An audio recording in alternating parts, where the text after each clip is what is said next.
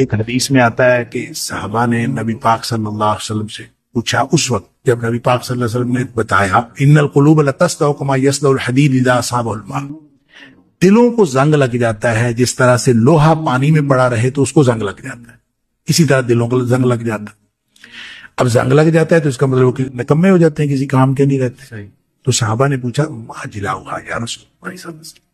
اس کو ٹھیک کرنے کا، اس کو صاف ستھرا کرنے کا کوئی طریقہ ہے؟ آپ نے فرمایا کثرت ذکر الموت و تلاوت القرآن، موت کو بہت زیادہ یاد رکھنا اور قرآن پاک کی تلاوت کرنا، یہ دو چیزیں ایسی ہیں جو دلوں کا زنگ اتار۔ یہ جو دوسرا سوال یہ ہے کہ آیت الکرسی اور دعا جو ہے وہ فرضوں کے بعد مانگنا ضروری ہے یا سنتیں وغیرہ پڑھنے کے بعد انسان آیت الکرسی پڑھ لے اور دعا مانگ لے؟ اصل میں سوال کا تعلق اصل میں اس حدیث کے ساتھ ہے جس میں نبی اکرم صلی اللہ علیہ وسلم نے فرمایا، دو الگ الگ حدیثوں میں۔ ایک حدیث میں تو یہ ہے کہ جس شخص نے فرض نماز کے بعد آیت الکرسی پڑھی، یعنی جو پڑھتا ہے ہمیشہ، اس کے اور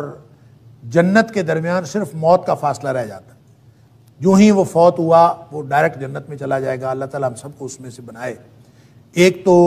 اس کا تعلق اس حدیث کے ساتھ ہے، اور دوسرا یہ کہ نبی کریم صلی اللہ علیہ وسلم نے جو دعا کی قبولیت کے اوقات بتائے ہیں، اس میں ایک فرضوں کے بعد کا جو وقت ہے اس کو دعا کی قبولیت کا وقت بتایا ہے۔ تو ان دونوں حدیث سے تعلق رکھتا ہے یہ سوال کہ وہ جو دعا مانگنی ہے یا جو آیت الکرسی پڑھنی ہے، کیا وہ لازمی طور پر فرضوں کے فوراً بعد مانگنی اور فرضوں کے فوراً بعد آیت الکرسی پڑھنی ہے، یا بعد میں جو سنتیں وغیرہ پڑھنی ہوتی ہیں، انسان جب سنتیں پڑھ کے فارغ ہو جائے تو اس کے بعد پڑھ لے؟ تو کیا اس اصل میں بات یہ ہے کہ نبی کریم صلی اللہ علیہ وسلم کی ان دونوں حدیث میں صلاۃ المکتوبہ کا ذکر ہے، یعنی فرض نماز کی بات ہے، لہٰذا آیت الکرسی کے لیے بھی اور دعا کے لیے بھی ایک تو بات یہ ذہن میں رکھیں کہ اس کا تعلق فرض نمازوں کے ساتھ ہے، فرضوں کے بعد ہی آیت الکرسی پڑھنی چاہیے اور فرضوں کے بعد ہی دعا کرنی چاہیے۔ البتہ دعا کے بارے میں نبی اکرم صلی اللہ علیہ وسلم نے الگ سے کوئی، جس کو ہم دعا کہتے ہیں اصطلاحاً، کہ فرضوں کے بعد ہاتھ اٹھائیں اور ہاتھ اٹھا کر دعا کریں، چاہے وہ جماعت کے ساتھ ہو اور چاہے وہ جماعت کے بغیر۔ اس کے بارے میں ایک بہت لمبی بحث ہے اور اس کے بارے میں کتابیں بھی لکھی گئیں کہ فرضوں کے بعد اجتماعی دعا جو ہے وہ جائز ہے یا ناجائز ہے۔ میں اس ساری بحث سے قطع نظر یہ عرض کرنا چاہ رہا ہوں کہ اجتماعی دعا کو آپ چھوڑیں، انفرادی دعا بھی، کہ نبی کریم صلی اللہ علیہ وسلم نے فرضوں کے بعد ہاتھ اٹھا کر دعا کی ہو اور مستقل آپ کا یہ طریقہ ہو کہ آپ ہاتھ اٹھا کر دعا کرتے تھے، ایسا کوئی طریقہ نبی کریم صلی اللہ علیہ وسلم نے ہمیں نہیں بتایا۔ نہ وہ اجتماعی دعا کے بعد ہے، اجتماعی نماز کے بعد ہے، نہ ہی وہ انفرادی نماز کے بعد۔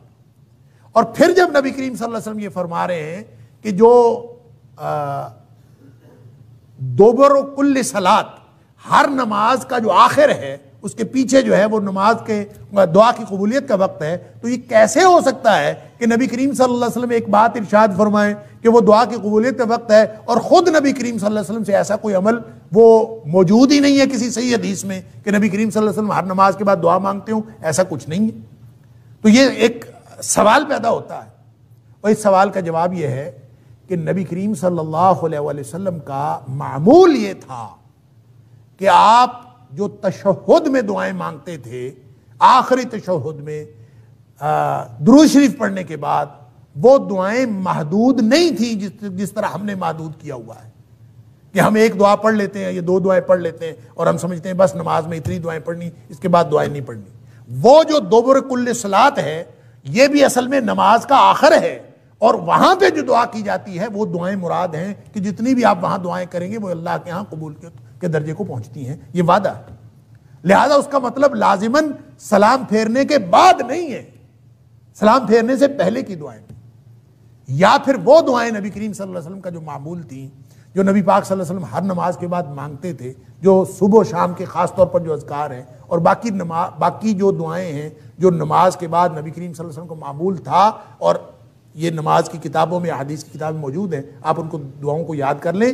اصل میں اس سے مراد وہ دعائیں ہیں جو نبی کریم صلی اللہ علیہ وسلم تسلسل سے اور ہمیشہ معمول کے مطابق مانگتے تھے۔ اس میں سے 4-5 دعائیں تو ایسی ہیں جو تشہد میں نبی کریم صلی اللہ علیہ وسلم کبھی قضا نہیں کرتے، ہمیشہ پڑھتے تھے، اور باقی اس کے علاوہ جو دعائیں ہیں وہ آپ اگر پڑھ لیں تو وہ بھی ٹھیک ہے، وہ بھی اسی کے اندر آئے گا۔ اور اگر آپ اس وقت دعائیں نہیں کرنا چاہتے، اس وقت 2-3 دعاؤں پہ اکتفا کرتے ہیں اور بعد میں دعا مانگنا چاہتے ہیں تو مانگ لیں۔ نبی کریم صلی اللہ علیہ وسلم کے فرمان کا مطلب بہرحال یہ ہے کہ فرض نماز کے بعد دعا کی قبولیت کا وقت ہے، آپ اگر اس میں سے کوئی طریقہ اپنا لیں، چاہے انفرادی طور پر آپ بیٹھ کے بغیر ہاتھ اٹھائے دعا کریں وہ بھی درست ہوگا، اگر آپ ہاتھ اٹھا کے دعا کر لیں وہ بھی درست ہوگا، اگر آپ کبھی اجتماعی طور پر ہاتھ اٹھا لیں، کسی نے کہہ دیا کہ دعا کر لیں تو اس میں بھی کوئی حرج نہیں ہے، کیونکہ ان میں سے کوئی بھی طریقہ نبی اکرم صلی اللہ علیہ وسلم نے خاص نہیں فرمایا۔ البتہ خاص معمول نبی کریم صلی اللہ علیہ وسلم کا وہی ہے جو عام معمول تھا، اس کو اپنانا ضروری ہے۔ اس کے علاوہ اگر کوئی شخص دعا کرنا چاہتا ہے وہ کسی بھی طرح دعا کبھی کر لے تو اس میں کوئی حرج نہیں ہے، لیکن اس کو نبی کریم صلی اللہ علیہ وسلم کا مسنون طریقہ سمجھ کے نہ کرے، اس لیے کہ سنت ثابت ہوتی ہے حدیث صحیح سے۔ حدیث صحیح نہ ہو اور صحیح حدیث سے نبی کریم صلی اللہ علیہ وسلم کا عمل ثابت نہ ہو تو اس سے سنت ثابت نہیں ہوتی۔ لہٰذا جو ہماری بہن نے سوال کیا ہے اس کا جواب یہ ہے کہ جو دعا مانگنی ہے وہ چاہے آپ تشہد میں مانگیں سلام پھیرنے سے پہلے، چاہے اس کے بعد مانگیں، اور چاہے آپ ہاتھ اٹھا کے مانگیں، چاہے ہاتھ اٹھائے بغیر مانگیں، لیکن بہرحال یہ جو دعا کی قبولیت کا وقت ہے یا آیت الکرسی پڑھنے کا وقت ہے یہ فرضوں کے بعد کا ہے، جو قبولیت کا وقت بتایا گیا ہے یہ سنتوں کے بعد کا نہیں ہے۔ بہرحال دعا تو کسی بھی وقت مانگی جا سکتی ہے۔ اللہ تعالی ہم سب کو درست طرز عمل کی توفیق عطا فرمائے۔ واللہ اعلم بالصواب۔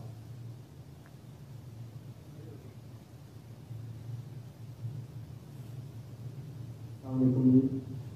سر میرا سوال بھی موضوع پر یہی ہے،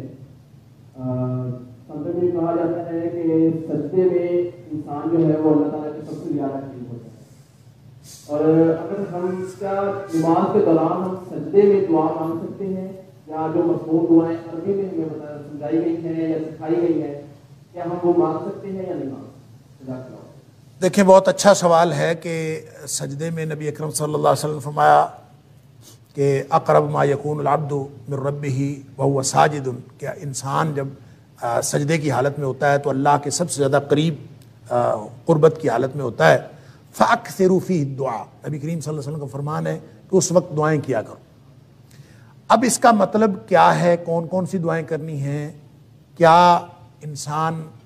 ان سجدے کی مسنون دعاؤں کے علاوہ جو نبی کریم صلی اللہ علیہ وسلم سے ثابت ہے اور دعائیں بھی کر سکتا ہے کہ نہیں کر سکتا؟ اور پھر اس کے ساتھ اٹیچڈ ایک اور سوال بھی ہے کہ کیا انسان اپنی زبان میں دعا کر سکتا ہے کہ نہیں کر سکتا؟ اس کے لیے بہرحال ایک موقف تو یہ ہے اور بہت ہی ریئر ہے کہ انسان جتنی مرضی دعائیں کرے، اور فرضوں میں بھی نفلوں میں بھی جس نماز میں بھی جتنی مرضی دعائیں سجدے میں کرنا چاہے۔ فَأَكْثِرُوا فِيهِ الدُّعَاء کا منشا اور مطلب بعض لوگوں نے یہی سمجھا ہے، جو اگرچہ بہت ہی کم لوگ ہیں جو یہ کہتے ہیں کہ اس میں اپنی زبان میں بھی کوئی شخص دعا مانگنا چاہے تو مانگ سکتا ہے، لیکن یہ بات صلو کما رأیتمونی اصلی، نبی کریم صلی اللہ علیہ وسلم کا یہ جو فرمان ہے کہ نماز اس طرح پڑھو جس طرح مجھے پڑھتا ہوا دیکھتے ہو، یہ اس فرمان اقدس کے خلاف ہے۔ نبی کریم صلی اللہ علیہ وسلم نے اس بات کی کبھی کسی کو اجازت نہیں دی، اور نہ نبی کریم صلی اللہ علیہ وسلم کے آپ کی موجودگی میں، آپ کی حیات طیبہ میں کسی نے کبھی ایک بھی بات کہیں کسی سے ثابت ہے کہ اس نے فرضوں میں یا ایون نفلوں میں اس نے اپنی زبان میں، کیونکہ نبی کریم صلی اللہ علیہ وسلم کے پاس مختلف زبان میں بولنے والے لوگ تھے، ان سب کو بھی عربی میں نماز پڑھنے کا حکم تھا۔ اس لیے تقاضا یہی ہے نبی کریم صلی اللہ علیہ وسلم کے فرمان کا کہ دعائیں وہی کی جائیں جو نبی کریم صلی اللہ علیہ وسلم نے کی۔ لہٰذا اس میں مختلف جو لوگوں کے موقف ہیں، اگرچہ میں نے عرض کیا کہ لوگ تو اس بات کے بھی قائل ہیں کہ نماز کوئی چھوئی موئی نہیں ہے۔ میں ایک عالم کی بات سن رہا تھا، اس نے کہا کہ نماز کوئی چھوئی موئی نہیں ہے کہ بس ایسے ہی پڑھنی ہے جیسے نبی کریم صلی اللہ علیہ وسلم پڑھی، جیسے مرضی پڑھیں اس میں جتنی مرضی دعائیں کریں۔ یہ بات درست نہیں ہے، اس لیے کہ صلو کما رأیتمونی اصلی ایگزیکٹ وہ عمل ہوگا، وگرنہ تو پھر صلو صلاۃ کے معنی تو 22 معنی لغت کے اندر آتے ہیں۔ آپ کسی چیز کو بھی صلاۃ کہہ لیں، آپ کہیں کہ اس کا نام نماز میں۔ فَأَكْثِرُوا فِيهِ الدُّعَاء کا آپ منشا اس طرح پورا کر سکتے ہیں کہ آپ انہی دعاؤں کو بے شک بار بار پڑھتے رہیں، اور جتنی مرضی لمبی دعائیں کریں، لیکن وہی کریں جو نبی کریم صلی اللہ علیہ وسلم نے کی ہیں۔ ایک بات۔ دوسری بات یہ ہے کہ وہ دعائیں جو عربی زبان میں ہیں، قرآنی دعائیں ہیں یا دیگر مسنون دعائیں ہیں، وہ آپ فرضوں میں تو بالکل نہ پڑھیں۔ البتہ نوافل کے اندر اگر آپ پڑھنا چاہیں